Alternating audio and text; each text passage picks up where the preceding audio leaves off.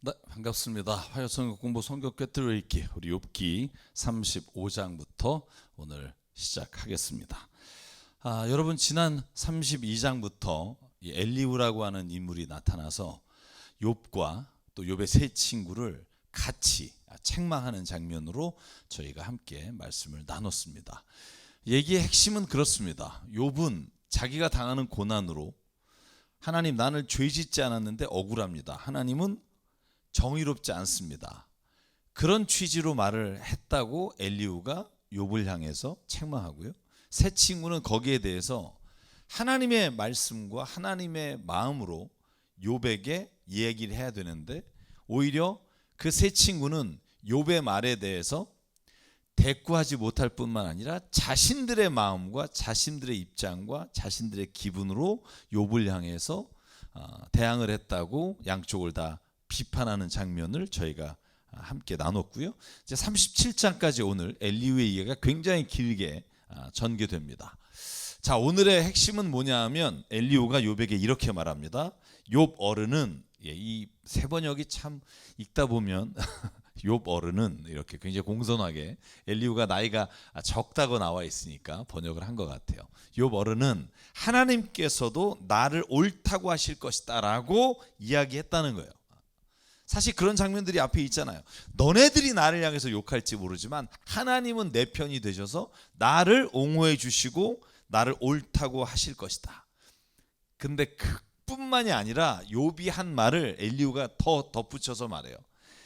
내가 죄를 짓는다고 해서 하나님께 무슨 영향을 미치고 내가 죄를 짓지 않는다고 해서 얻는 이익이 뭐냐?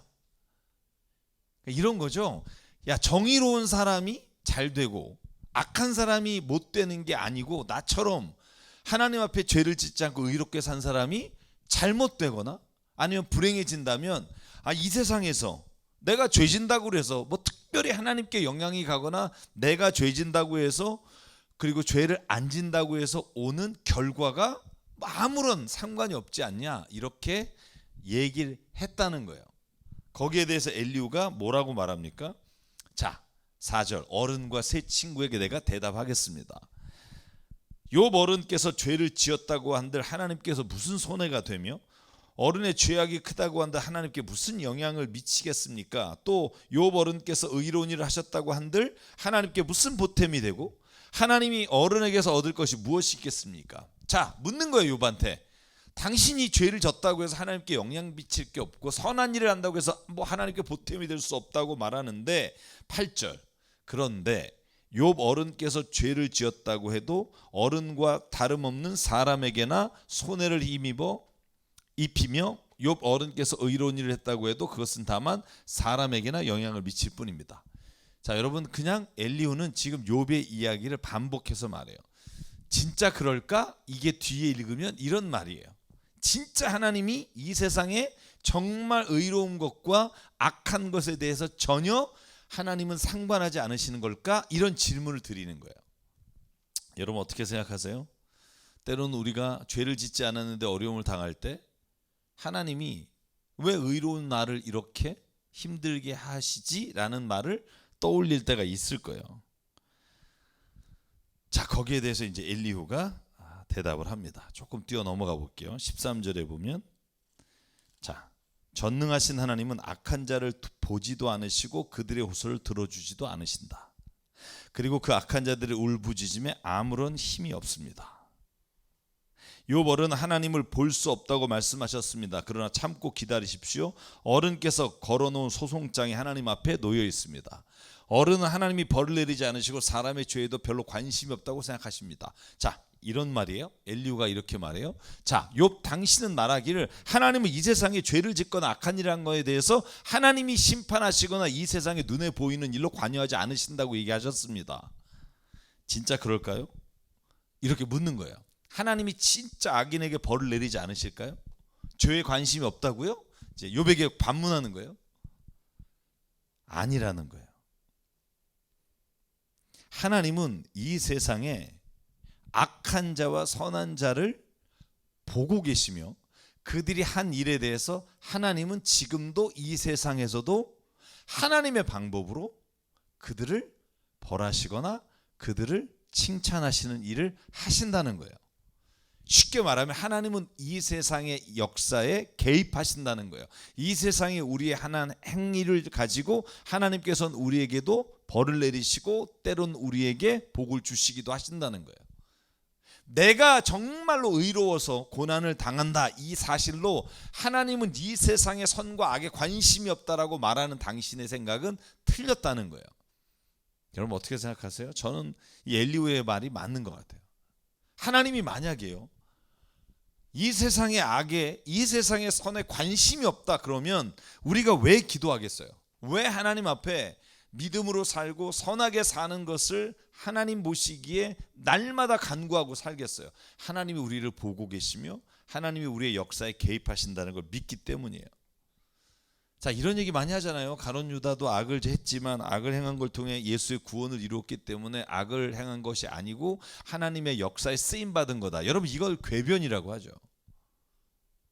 자, 예를 들면 이런 거예요. 여러분 이 말이 설득이 돼요? 만약에 그 논리대로 하면 이런 거예요. 갑자기 내 친구가 와서 나에게 상해를 입혀요. 팔을 부러뜨리고 다리를 부러뜨려요. 그리고는 이렇게 말해요. 야, 너 다리 부러진 것 때문에 회사도 쉬고 또 의료보험도 받았잖아. 나한테 고마웠다고 생각해야지. 여러분 이러면 이게 이해가 가요?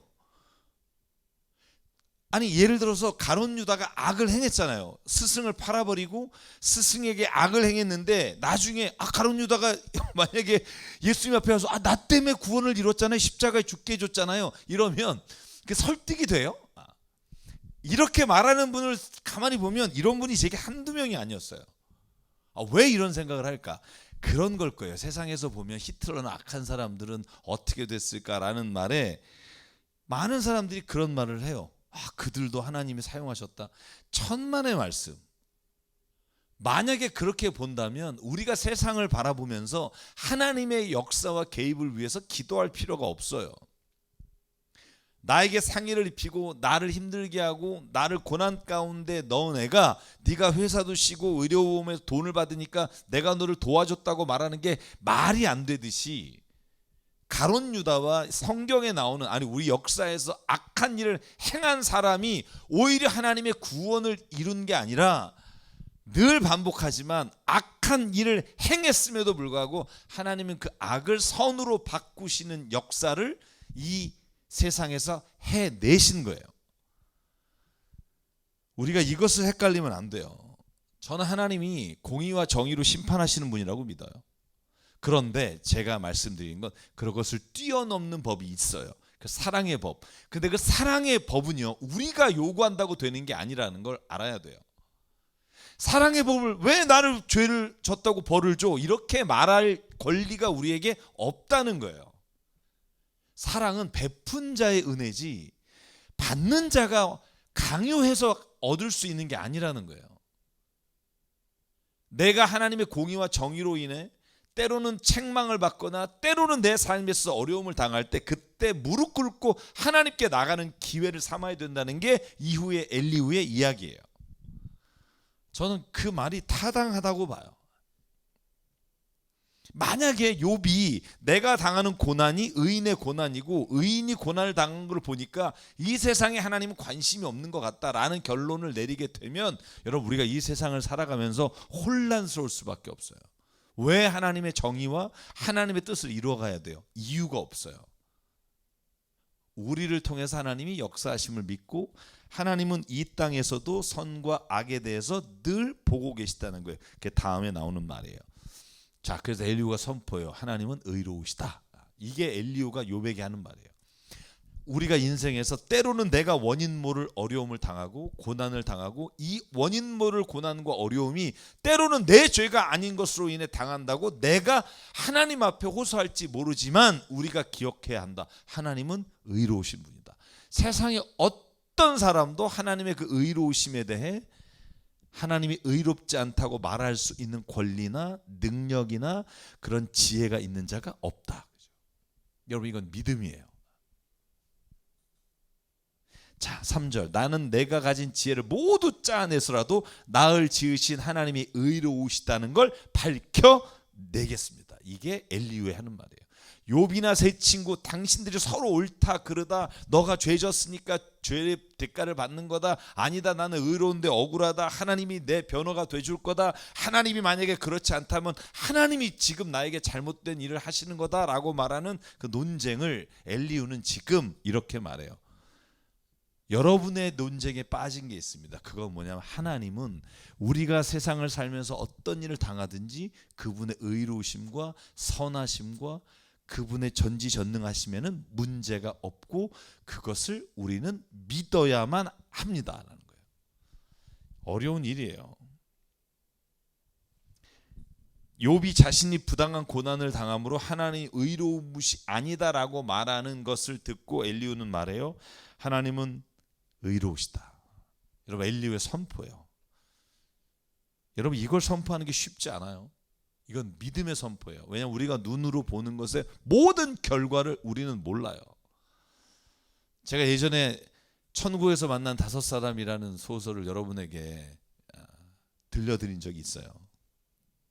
우리가 왜 모르느냐? 거기에 나오는 주인공 에디라는 사람이 자기의 상관이 자기에게 총을 쏴서 자기가 평생 불구로 다리를 쩔뚝거리면서 살았잖아요. 그래서 매일 꿈꿀 때마다 자기에게 총 쏜 상관, 이 원수 같은 놈, 이 나쁜 놈을 잡히기만 하면 이렇게 분풀이하며 살았다고요.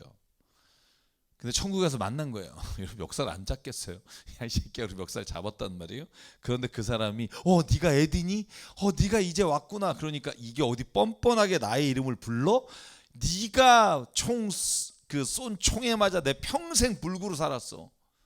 너 왜 나한테 총 쐈니? 그때 상관이 말하잖아요. 너 기억나니? 나와 함께 가던 전우가 지뢰를 밟았는데 지뢰에 발을 떼려고 할 때 너희가 우리 쪽으로 달려왔어. 내가 너에게 총을 쏘고 우리는 다 죽었단다. 총에 맞아서 후방으로 갔던 에디는 자기가 왜 총에 맞았는지 모른 채로 평생을 저주하며 살았는데 천국에서 만나보니 자기를 살려준 은인인 거예요. 여러분 제가 말하려고 하는 게 뭐냐 하면 이 세상에서 우리가 겪고 있는 모든 것들을 우리가 알아요? 몰라요. 엘리후가 뭐라고 말해요? 욥 너가 이해 못할 수 있으나 난 죄인이 아니다 라고 말할 수는 없어. 하나님은 의로우시다라고 우리가 믿음으로 가야 해. 그죠? 여러분 그 에디가 또 만난 사람 있잖아요. 황당한 사람. 그죠? 난 모르는 사람이 찾아와요. 5명 중에 한 명이 그 사람이에요. 그러더니 뜬구름없이 네가 에디냐? 그러더니 너 때문에 내가 죽었다. 그러는 거예요.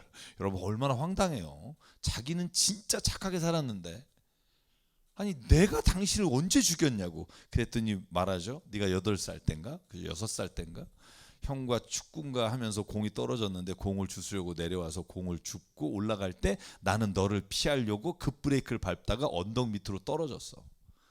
너는 나를 보지 못했고 내가 너 때문에 죽었단다. 에디가 거기서 뭘 깨달아요? 난 평생 불구의 몸으로 살면서 장애를 가지고 살면서 남에게 피해 끼치지 않고 남의 모욕과 멸시만을 받아왔고 한 번도 남에게 피해를 준 적이 없는데 라고 살았던 에디가 그때 깨달아요. 내가 누군가에게 나도 모르는 사이에 그를 죽일 수도 있고 그를 힘든 상황 가운데 넣을 수도 있겠구나. 여러분 오늘 엘리후가 말하는 게 뭐예요? 야 욥 네가 잘못해서 죄졌어. 그러니까 회개해. 이런 친구들의 말을 하는 게 아니에요. 너는 이 일어난 일에 대해 나는 정말 억울하다고 생각할 수 있어. 나는 그걸 인정해. 그런데 그렇다고 해서 하나님이 의로우시지 않다. 하나님이 이 세상에 선에 관심이 없다라고 말할 수는 없어. 왠 줄 아니? 너는 하늘이 운행되는 것과 땅이 운행되는 것과 이 땅의 모든 일에 일어나는 이치를 다 알지 못하기 때문이야. 이게 엘리후가 하고 싶은 말이에요. 그게 37절에 구구절절히 표현되어 있어요. 이따 한번 읽으면서 확인해 보죠. 자, 그러므로 36장 5절로 보면 뭐라고 말해요? 있잖아, 욥 기억해 주세요. 하나님은 절대로 악한 사람을 그냥 두지 않아요.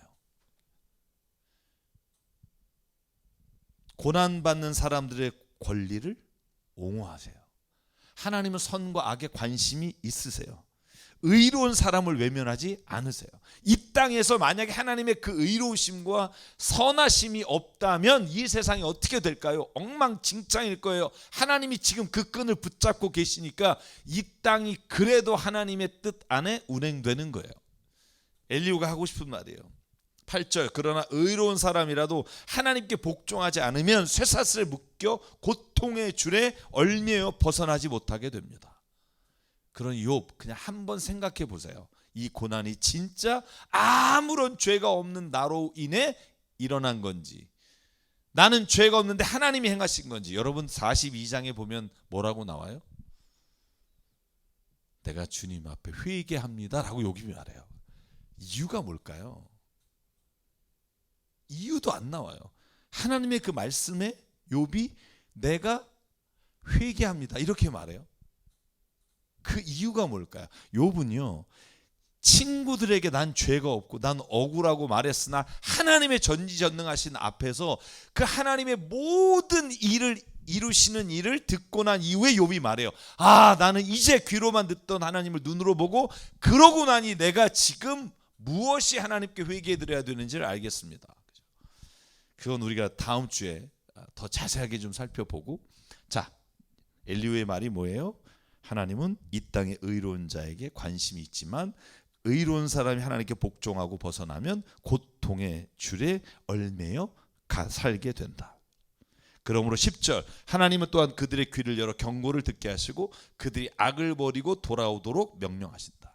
쉽게 말하면 고통과 고난이라는 게 의인이라고 해도 복종하지 않을 때 하나님은 그들을 귀를 열어 그 경고를 듣고 돌아오게 하시기 위해 하나님께서는 때로는 우리에게 고난이라는 것을 쓰실 때가 있다는 거예요.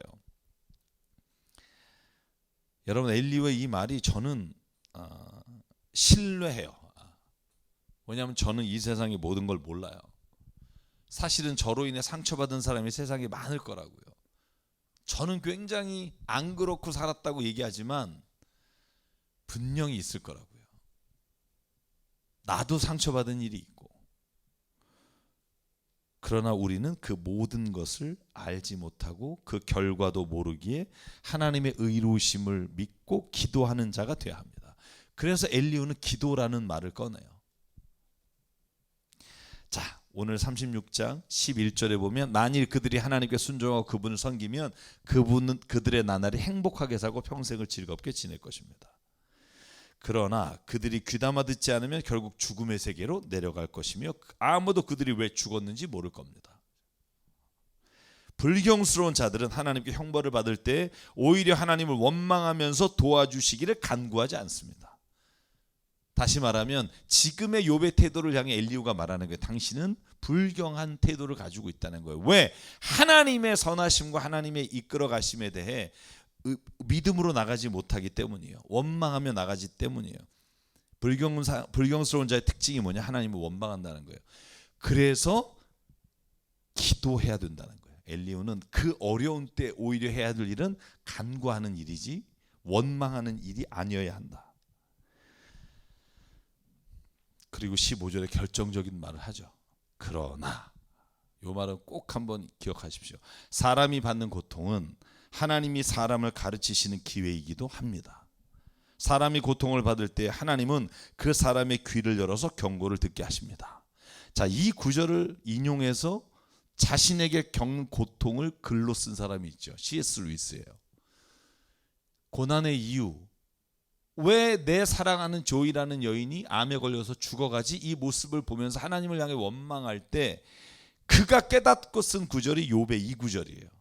아, 고난은 하나님이 나를 깨우시는 자명종과 같은 거구나. 내 영혼을 다시 일어나 하나님을 바라보고 걷게 하시는 종소리다. 이 말을 저는 이 말씀으로부터 C.S. 루이스가 받아 고통의 문제라는 책을 썼다고 봐요. 그러므로 우리가 고난에 대해 기억해야 될 것은 그때 다시 한번 하나님이 나에게 무엇을 말씀하시고자 하는지를 볼 수 있는 눈, 그게 믿음을 가진 사람들이 세상에서 해야 할 일이라는 거예요. 여러분, 이 믿음이 저와 여러분에게 있기를 바랍니다. 하나님, 내가 오늘 눈을 열어 내게 일어나는 이 비극적인 일, 때로는 이해할 수 없는 일을 하나님 믿음의 눈으로 보게 하여 주십시오. 저는 그게 너무나 필요한 거예요. 누구에게? 믿음이 있는 사람에게. 믿음이 없는 사람은 그렇게 보기가 어려워요. 그러나 믿음이 있는 자는 이렇게 볼 수 있다는 거예요. 그러면서 엘리후가 한마디 더 해요. 하나님은 욥 어른을 보호하셔서 고통을 받지 않게 하셨다는 거예요. 언제 동안? 그 고난이 시작되기 전까지 평안을 누리게 하셨고 식탁에는 언제나 기름진 것으로 가득 채워주셨다는 거예요. 그걸 누리셨죠? 이렇게 묻는 거예요. 욥 어른, 당신이 이렇게 살았죠. 그러나 이제 욥 어른은 마땅히 받아야 될 형벌을 받고 계십니다. 심판과 벌을 면할 길이 없게 되었습니다. 자, 엘리후의 말이 뭘 말하는 걸까요? 지금 내가 고난 당하는 게 억울하다라고 말하기 전에 이 일이 내가 어떤 일로부터 시작됐는지를 한번 생각해 보는 것이 필요하다는 거예요. 여러분, 저도 인생에서요, 어려운 일을 당할 때 남 원망하는 게 제일 먼저 떠올라요. 여러분, 저도 참 이게 인간이 사악해서 가정에 무슨 일이 일어나잖아요. 그러면 항상 당신이 이걸 하나 챙기지 못했어, 이 말이 먼저 나와요. 이게 저는 인간이 가지고 있는 원죄인 것 같아요. 자기 중심성, 그죠? 여러분, 아담과 하와에게 하나님이 물으셨을 때 똑같잖아요.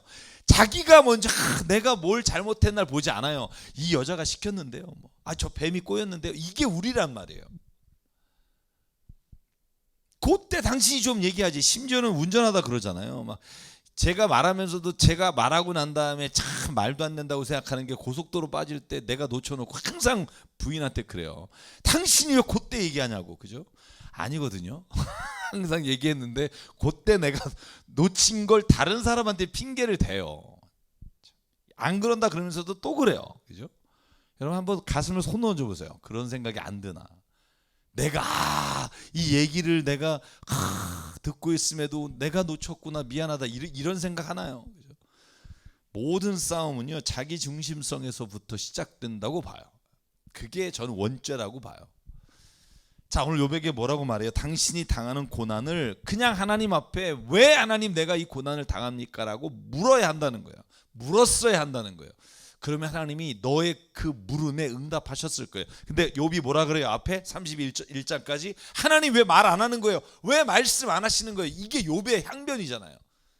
내가 이렇게 억울한 일을 새 친구한테 당하는데 하나님 뭐 하고 계십니까? 변론해 주십시오 라고 말하잖아요. 욥은요, 하나님 내가 무엇을 잘못했습니까? 하나님 내가 돌이켜야 될 게 뭡니까? 라고 물었어야 돼요. 여러분, 욥기를 다 읽어보면 그런 고백이 딱 2장까지는 그런 고백들이 조금 있으려고 하다가 아예 그런 기도가 나오질 않아요. 하나님 앞에 왜 이런 일이 내게 일어났습니까? 하나님 내게 보여주십시오 라는 말이 욥의 입술로부터 고백되질 않아요. 혹시 있으면 찾아주세요. 저는 아직 못 보겠더라고요. 그러니까 오늘 엘리후가 말하는 거예요.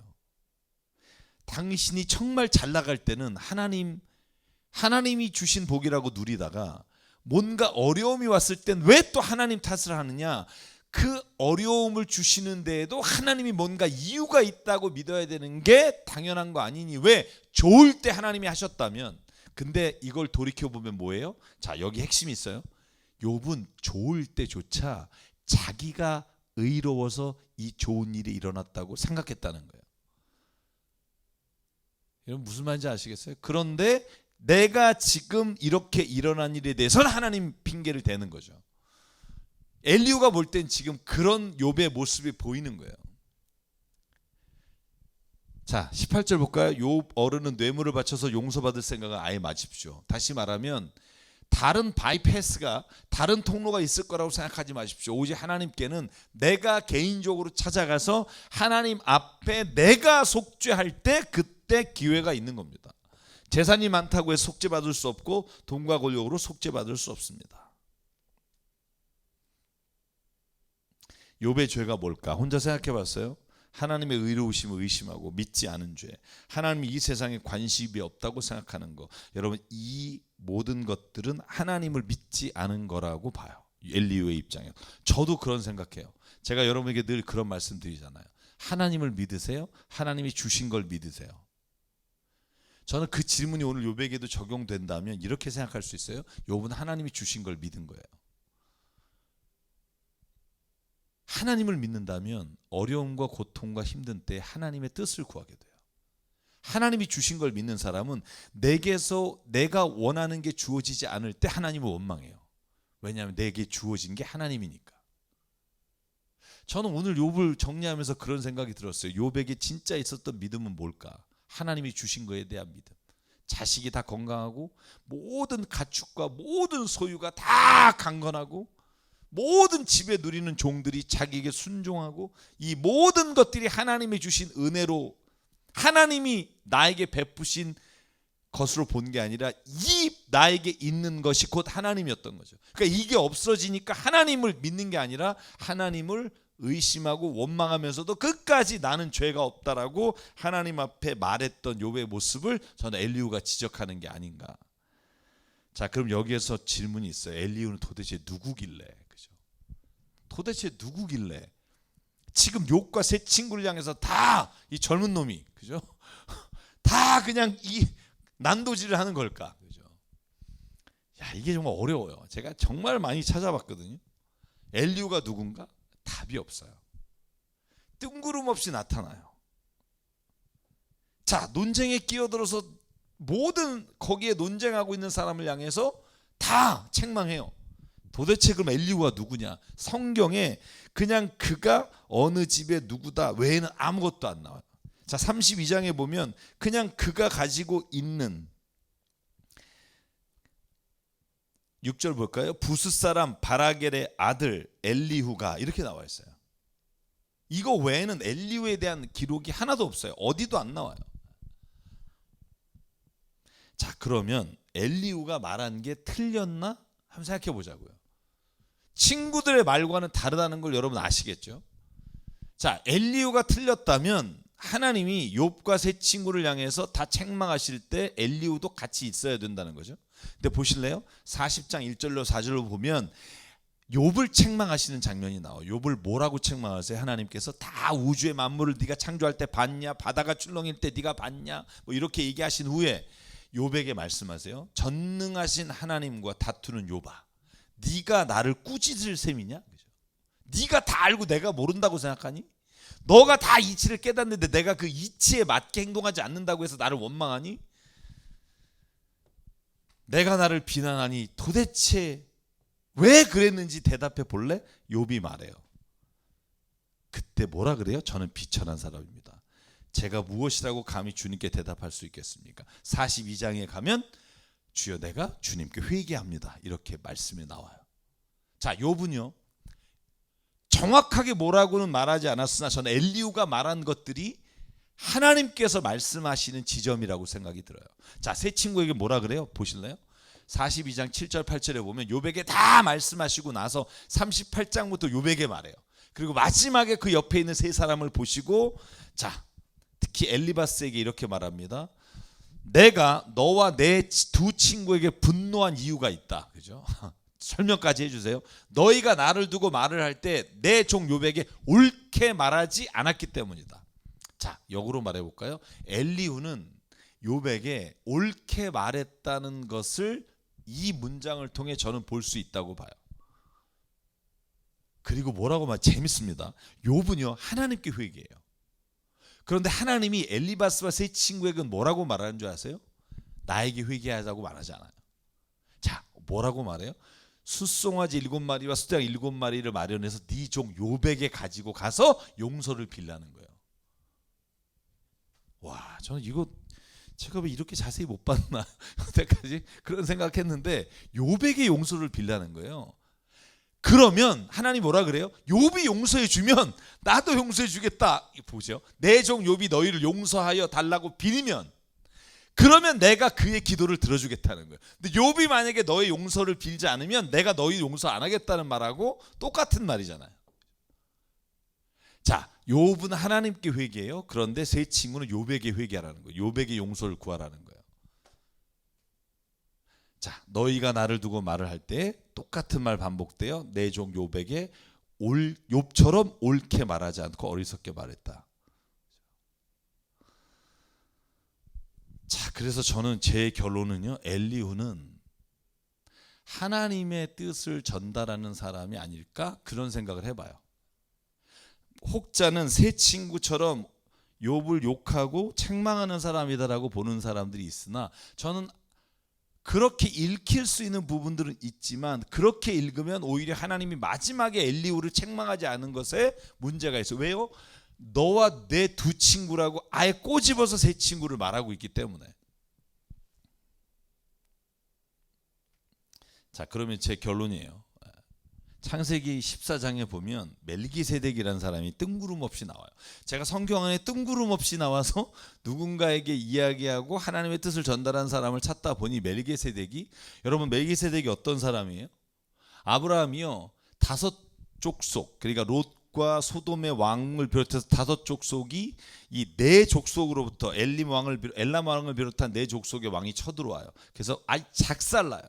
소돔과 고모라에 있던 자기 조카 롯은 다 포로로 끌려가고 모든 재산도 다 가져갔을 때 318명을 데리고 와서 자 엘람 왕을 비롯한 4개의 왕국을 다 멸하고, 그리고 롯을 데려오고 돌아오는 길에 누굴 만나요? 셀렘 왕 멜기세덱을 만나요. 자, 멜기세덱이 빵과 포도주를 가지고 나왔어요. 자, 그리고 그가 가장 높으신 하나님의 제사장이에요. 그런데 어디에 성경에도 이름이 안 나와요? 자, 히브리서에 나중에 그의 뭐 멜기세덱의 반차라는 게 족보란 뜻이거든요. 자, 아브라함에게 복을 빌어요. 천지의 주께 가장 높으신 하나님, 아브라함에게 복을 내려주십시오. 아브라함은 들으시오. 그대는 원수들을 그대의 손에 넘겨주신 가장 높으신 하나님을 찬양하시오. 아브라함은 가지고 있는 모든 것에서 열의 하나를 멜기세덱에게 주었다. 이게 멜기세덱의 이야기 끝이에요. 어디서 나왔으면 뭘 했는지 모르겠는데 멜기세덱이 한 일이 뭐예요? 하나님이 어떤 일을 행하셨는지를 아브라함에게 알려주셨어요. 이 일을 하신 분은 누구냐? 하나님이다. 하나님께 영광을 돌려라. 그리고 아브라함이 10의 1조를 드렸습니다. 자, 오늘 엘리후가 친구들과 욥이 논쟁하고 막 그 평행선을 달려갈 때 엘리후가 나타나서 두 사람을 책망하면서 하나님의 뜻을 전달해요. 여러분, 그리고 나서 38장에 보면 하나님이 나타나셔서 직접 욥에게 말씀을 들려주는 장면이 나와요.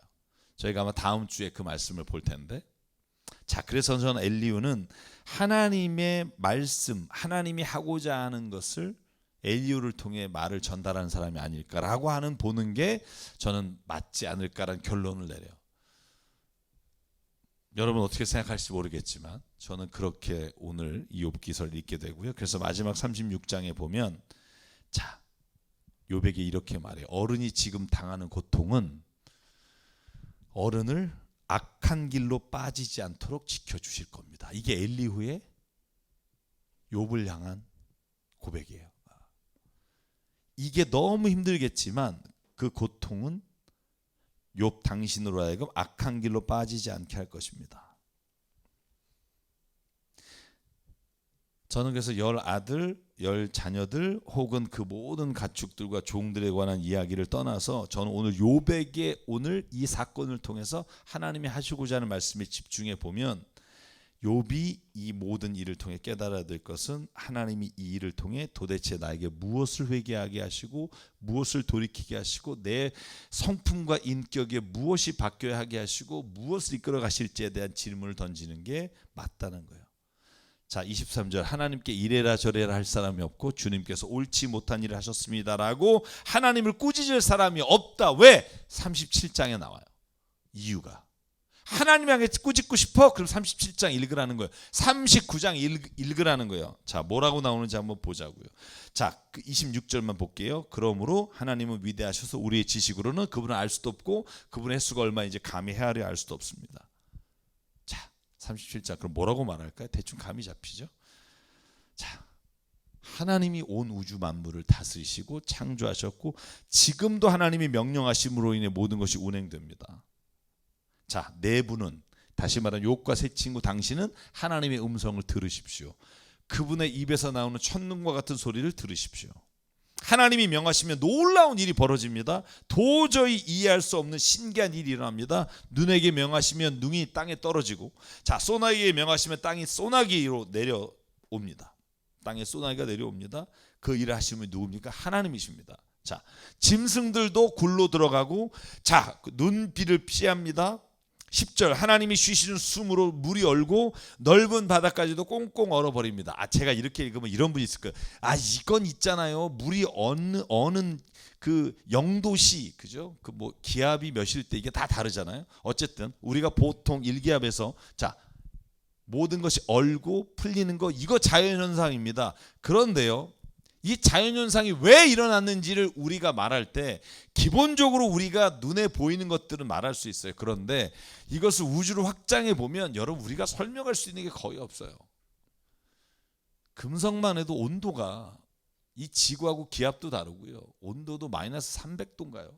그러니까 뭐 어마어마한 그 낮은 온도까지도, 그러니까 지금 우리가 살아가는 모든 조건들에 대해서는 우리가 설명할 수 있으나 이 우주에 운행되는 것들에 네가 아니? 13절 하나님은 땅에 물을 주시려고 비를 내리시고, 잘 보십시오, 사람을 벌하실 때도 비를 내리시고 사람에게 은총을 베풀 때에도 비를 내리십니다. 무슨 말일까요? 잘 보시래요. 제가 제목을 뭐라 그랬죠? 하나님이 주시는 비는 복도 되고 화도 될 수 있다. 욥은 이런 거죠. 자기가 보기에 좋은 것을 복이라고 말하고, 자기가 보기에 불행한 걸 그걸 화라고 말해요. 이것은 전적으로 욥의 시각인 거예요. 보실래요? 비가 내렸어요. 저지대에 사는 사람은 원망스럽죠. 짜증나죠. 왜? 오늘도 물이 또 집 문지방을 넘어와서 물을 퍼야 되는구나. 그런데 여러분, 가뭄 가운데 있던 농부에게 이 비는요, 단비예요. 축복이에요. 같은 지역에 비가 내렸는데 어떤 사람에게 복이 되고 어떤 사람에게 화가 됐어요. 그러면 이렇게 말할 수 있냐는 거예요. 이 비는 모든 사람에게 화다, 이렇게 말할 수 있는 건 화를 당한 사람, 고난을 당한 사람이다 라는 거죠. 그러므로 오늘 엘리후가 뭐라고 말해요? 같은 비를 보고도 이 비가 복이 될 수도 있고 화가 될 수도 있는 것처럼 하나님이 행하신 일들을 바라보는 눈에 따라 그 일이 화도 되고 복도 된다. 믿음의 사람은 어떻게 봐야 되느냐? 이 모든 일을 하나님이 의로우시고 선하시다는 믿음으로 보면 그 일을 통해 하나님은 오늘도 나에게 무엇인가 말씀하고 계시다. 제가 질문 하나 할게요. 갑작 질문입니다. 욥의 자녀들은 천국에 갔을까요? 지옥에 갔을까요? 성경에 안 나오죠? 네. 제가 왜 이 이야기를 뜬금없이 던지냐면, 욥의 자녀가 잘됐다 못됐다의 기준을 우리의 눈으로 보는 것과 하나님의 역사에 하나님의 모든 주관적 차원에서 봤을 때 달라질 수 있다는 거예요. 제가 선교사님과 방송을 할 때마다 선교사님 중에 이런 기도하시는 분이 있어요. 은혜롭지 않은 기도예요. 어떻게 보면 하나님이 생명을 주셨는데 이런 말이 나올 수 있는 말이, 그게 뭔지 아세요? 많은 분들이 이런 고백해요. 하나님, 선교하는 게 너무 좋긴 한데 너무 힘들어요. 데려가실 때까지 할게요. 여러분, 이 말을 누가 했어요? 엘리야도 했잖아요. 요나도 했잖아요. 그러니까 죽는다는 게 좋다 나쁘다의 기준을 왜 가지고 있어요? 우리가 여기서 사는 게 좋다고 생각하니까. 제가 말하는 게 그러니까 모든 고통이 다 의미가 있다, 이런 얘기를 하려고 하는 게 아니에요. 우리의 시선을 좀 바꿔보자는 거예요. 우리가 생각하는 것으로만 보면 하나님이 원망스럽고 하나님이 진짜 의로우신가에 대한 질문이 생겨요. 그런데 진짜 우리가 이 세상에 하나님이 주관하신다고 믿는다면 그 일어나는 일들이 진짜 내가 좋을 때만 생명 연장해 주시고 100세를 누리게 하시고지, 여러분 지금 사는 게 지옥 같으면 하나님 빨리 데려가서 이렇게 기도하는 사람이 없을 것 같아요? 있다니까요. 생명이 연장되는 게 복이고 지금 데려가신 게 화라는 건 어떤 게 좋을 때, 그죠? 생명의 주관자도 하나님이시니 데려가시는 것도 하나님이십니다라는 믿음이 있다면, 여러분 그게 나에게만이 아니라 누군가에게도 그 믿음을 가지고 한번 볼 수 있으면 좋겠다는 거예요. 여러분, 인간이라 쉽지 않아요. 저도 마찬가지예요. 여러분, 제가 이런 일을 당했으면 욥처럼 행동하지 않겠어요? 그런데 한번 엘리후가 생각해 보자는 거예요. 욥, 진짜 네가 지금 생각하면서 그 생각에 하나님이 맞춰주지 않았다고 해서 하나님 의롭지 않다고 말하는 네가 옳다고 생각하니? 한번 보자는 거예요. 하나님은 비를 통해서 벌을 내리기도 하고 은총을 베푸시기도 한다. 전 이 말이 너무 제 마음에 와닿았어요. 우리 삶에 보이는 불행, 그것도 때로는요, 그 현상을 뛰어넘어 바라보면 그것이 복일 수 있다는 걸 볼 수 있는 눈을 열을 수 있다는 거예요. 자, 그러므로 오늘 이제 37장의 결론에 다가갑니다. 우리는 하나님의 뜻을 알지 못한다. 왜? 이 세상이 어떻게 돌아가는지도 모르는데 하물며 모든 만물 안에 있는 인간의 삶의 의미와 그 길을 어찌 알겠는가? 그리고 질문해요. 하늘에 떠 있는 구름이 어떻게 떠 있는지 아니? 번개불이 번쩍이는 거 어떻게 하는지 아니? 여러분, 지금도 이건 옛날에 이걸 몰랐을 때고 지금은 알잖아요. 왜 번개가 나고. 그러면 여러분, 우리가 다 아느냐? 아니요. 우리가 모르는 게 아직도 훨씬 많잖아요. 질문하는 거예요. 모를 겁니다. 뜨거운 남풍이 땅을 말릴 때 그 더위 때문에 고통스러워하신 것이 고작일 겁니다. 그런데 이 뜨거운 더위가 때로는 우리에게도 필요하다는 걸 볼 수 있는 눈이 있어야 된다는 거예요. 어른께서 하나님을 도와서 하늘을 펴실 수 있습니까? 절대 안 되죠. 하늘을 번쩍이는 녹고울처럼 만드실 수 있습니까? 절대 못하죠. 그러므로 우리는 무지몽매하여 하나님께 드릴 말씀이 없습니다 라고 오늘 엘리후가 욥에게 말합니다. 이 말은 너 그러니까 하나님 원망하지 마, 하나님께 막 투정하지 말라는 얘기가 아니에요. 하나님을 믿고 신뢰하자. 우리가 그 뜻을 어떻게 다 알겠니? 자, 마지막입니다. 자, 구름을 뜨게 하고 하늘을 펴신 하나님, 계속해서 나오는 본문이에요. 자, 한번 요걸 읽고 비교해 볼게요. 하나님이 어떻게 명하신지, 구름 속에 어떻게 번개불이 번쩍이 아까 나왔죠. 어른께서 하나님을 도와서 하늘을 펴실 수 있습니까? 나왔죠. 그럼 본문을 볼게요. 자, 이게 어디하고 연결돼요? 욥기 38장. 하나님이 하신 말씀에 똑같이 나와요. 하나님이 뭐라 그래요? 욥에게 나타나서 내가 하늘을 만들 때 네가 있었니? 하늘 다스린 질서가 뭔지 아니? 그런 법칙을 땅에 적용할 수 있니? 구름에게 명령을 내릴 수 있는 게 너니 나지? 번개를 내보내서 번쩍일 수 있는 게 너니 나지? 하나님이 하신 말씀과 엘리후가 지금 욥에게 하는 말이 다 통하는 걸 보면 엘리후는 하나님의 말씀을 전하기 위해 그가 나타난 사람이다라고 볼 수밖에 없다는 거예요. 하나님이 욥에게 하신 말씀과 엘리후가 욥에게 한 말이 연결돼요. 자, 그러므로 마지막 결론입니다. 여기가 엘리후의 마지막 결론이에요. 하나님은 사람을 대할 때 의롭게 대하시고 정의롭게 대하신다. 다시 말하면 공의와 정의로 대하시지 기분대로 하시거나 원칙 없이 하시는 분이 아니며 그분은 의로우신 분이다. 그러므로 24절만 읽고 마칠게요. 그러므로 사람이 하나님을 경외하는 것은 당연합니다. 하나님은 스스로 지혜롭다고 하는 사람을 무시하십니다. 이것이 오늘 엘리후가 한 말이고 그 뒤에 하나님이 나타나셔서 38장부터 이야기와 연결됩니다. 자, 오늘 엘리후를 중심으로 이야기를 나눴는데요. 자, 32장부터 37장까지 엘리후의 긴 연설을 통해 깨닫는 게 있어요. 우리는 우리의 인생에서 일어나는 좋지 않은 일, 고통, 불행을 바라보는 시선이 또 다른 시선으로 볼 수 있다는 것을 열어두기를 바란다. 그리고 하나님의 의로우심과 선하심은 우리의 모든 삶의 자리에 일어난 것과 상관없이 그것은 진리다. 하나님은 의로우시다. 이 믿음이 있다면 우리는 우리의 모든 고통의 순간에도 하나님의 뜻을, 하나님의 의미를 알 수 있다. 자, 그러면 42장하고 나중에 연결이 되면서 하나님과 욥의 이야기의 마무리가 아마 다음 주에 저희가 읽어볼 말씀이 될 겁니다. 자, 오늘 또 긴 시간 함께 해주셔서 감사하고요. 저희가 다음 주에 욥을 정리하고 그리고 마치도록 하겠습니다. 감사합니다. 한 주간 동안 주님과 동행하십시오. 샬롬.